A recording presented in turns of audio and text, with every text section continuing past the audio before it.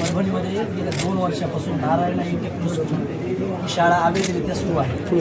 त्याचा मी RTI दिला होता.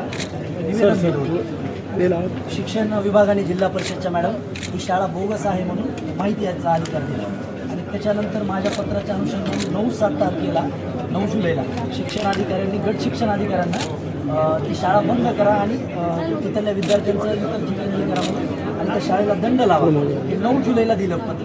त्याच्यावर ते गट शिक्षण अधिकारी राऊत त्यांना मी भेटलो तर ते म्हणतात मला प्रेशर आहे, मला काही करता येत नाही. तर त्याच्यानंतर परत 20 तारखेला त्यांना कारणे दाखवा नोटीस शिक्षण अधिकाऱ्यांनी दिली. ही दुसरी नोटीस. त्याच्यानंतर त्या शाळेने फक्त आमच्याकडे इरादापत्र आहे म्हणून खुलासा दिला. इरादापत्रावर शाळा सुरू करता येत नाही. अवाढव्य लाख रुपये फीस आहे मॅडम तिथं आणि 400 विद्यार्थी आहेत आणि तिथं गेल्याच्या नंतर त्यांनी मी पत्र दिल्याच्या नंतर शाळेचे जे बॅनर वगैरे आहेत सगळे ते बॅनर काढून टाकले आणि ते असं तोंडी सांगतात की आमचं कोचिंग क्लासेस आहे. तर ते कोचिंग क्लासेस जर असेल हा खुलासा हा गट शिक्षण अधिकाऱ्यांनी गोल गोल दिला आहे त्या राऊत साहेबांनी. आणि त्याच्यानंतर परत आता 3 तारखेला शिक्षण अधिकारी मॅडम मी पुन्हा एक नोटीस काढली की तुम्ही त्यांची शाळा बंद करा. ह्या कुठल्याही प्रकारची कार्यवाही हे करत नाही. हे पावते आहेत मॅडम 1-1 लाख रुपयाच्या विद्यार्थ्यांच्या. ही शाळा आहे ताई.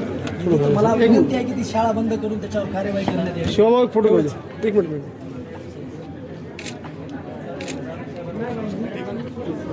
नको निर्णय करा काय प्रत्येक पालकमंत्र्यांनी